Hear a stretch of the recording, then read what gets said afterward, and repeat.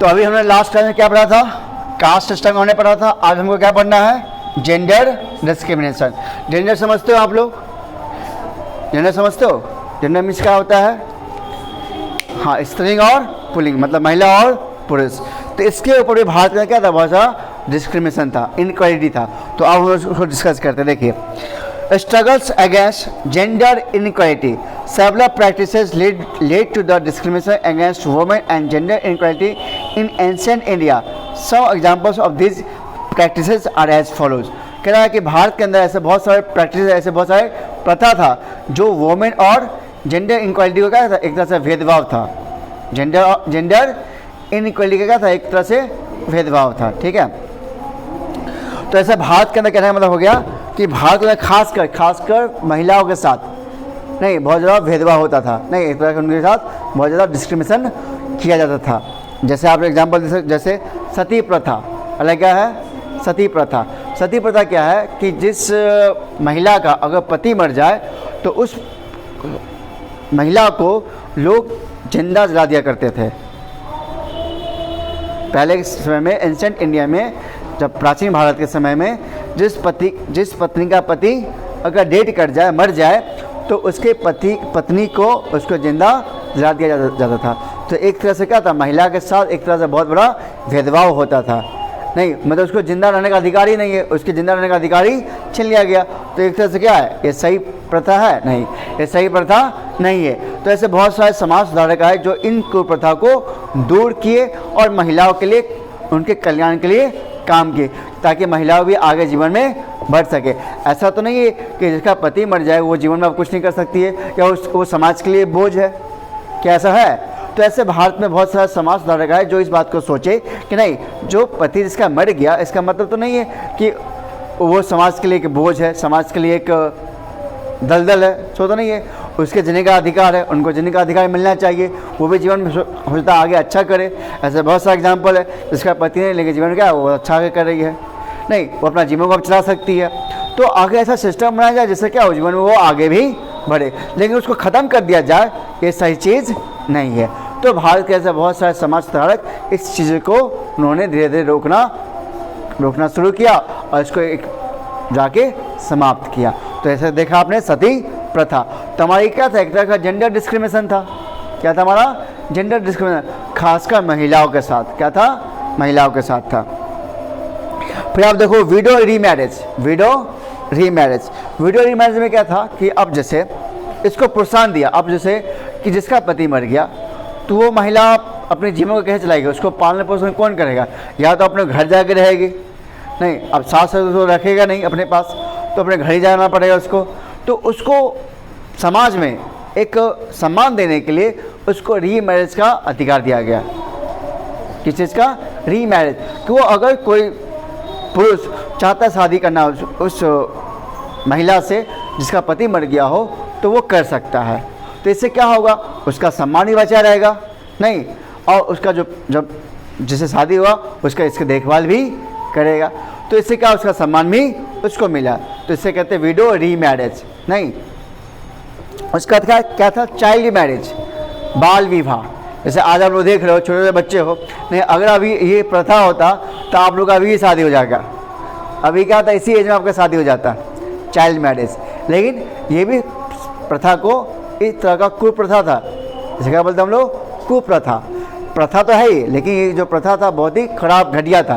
क्यों घटिया था, अब छोटे बच्चे हो, अभी आपका उम्र क्या है, पढ़ने की उम्र है, सीखने की उम्र है। अगर इस एज में आपकी शादी हो जाएगी तो आप क्या सीखोगे, आप क्या पढ़ोगे नहीं पढ़ पाओगे। तो ये एक तरह से क्या, भारत आगे विकास नहीं कर सकता, भारत आगे नहीं बढ़ सकता। आज तक तो बहुत सारे डॉक्टर बन रहे हैं, इंजीनियर बन रहे हैं, नहीं अलग IAS बन रहे हैं, IPS बन रहे हैं। तो कौन बन रहे हैं, जो बच्चे पढ़ते हैं आज के टाइम में, वही ना।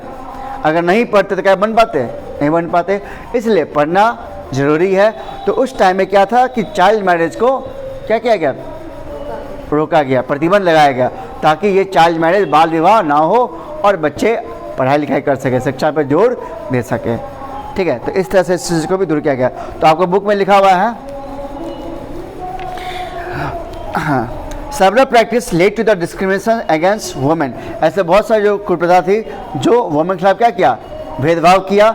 And gender inequality in ancient India, जो कि प्राचीन भारत में बहुत सारा जेंडर नहीं, लिंग के ऊपर क्या था, असमानता था। Some examples of this practice are as follows. और है सती प्रथा।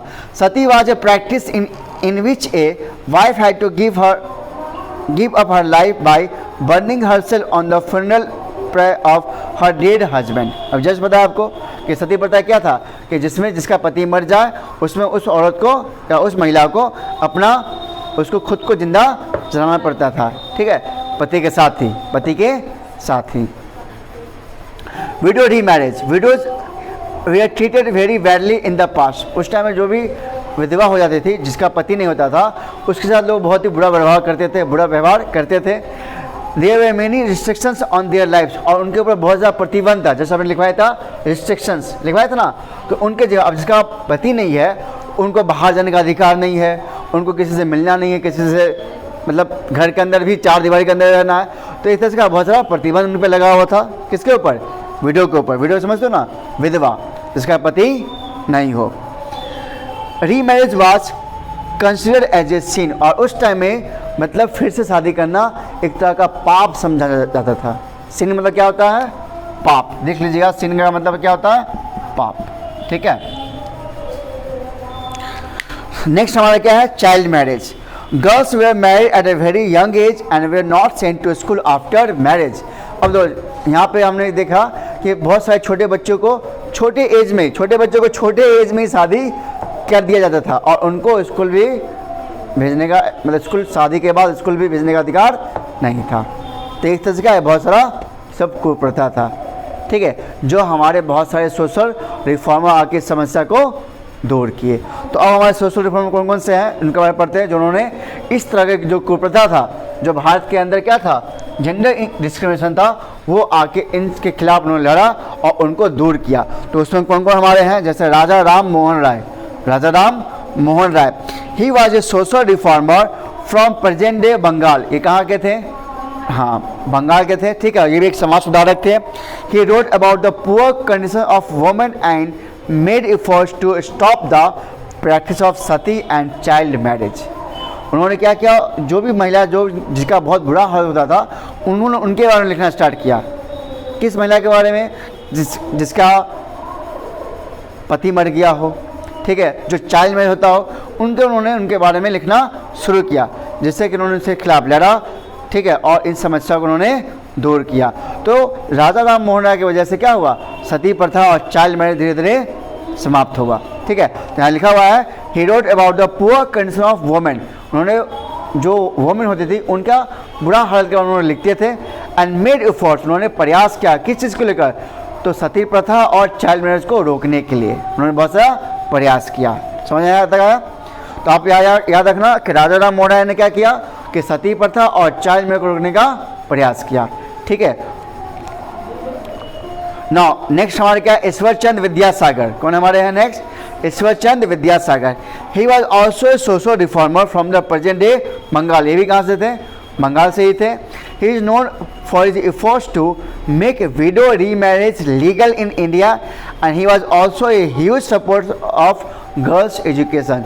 इन्होंने क्या किया कि विडो रीमैरिज को प्रमोट किया, उनके सपोर्ट में रहा कि जिसका पति मर गया हो उस विधवा का फिर से शादी किया जाए, उसका क्या किया है, फिर से शादी किया जाए। तो उन्होंने इस पर सपोर्ट दिया, और खासकर उन्होंने गर्ल्स एजुकेशन में भी महत्व दिया कि हमारे गर्ल्स को भी शिक्षा दिया जाए। तो एक ने क्या किया, सती प्रथा को रोका।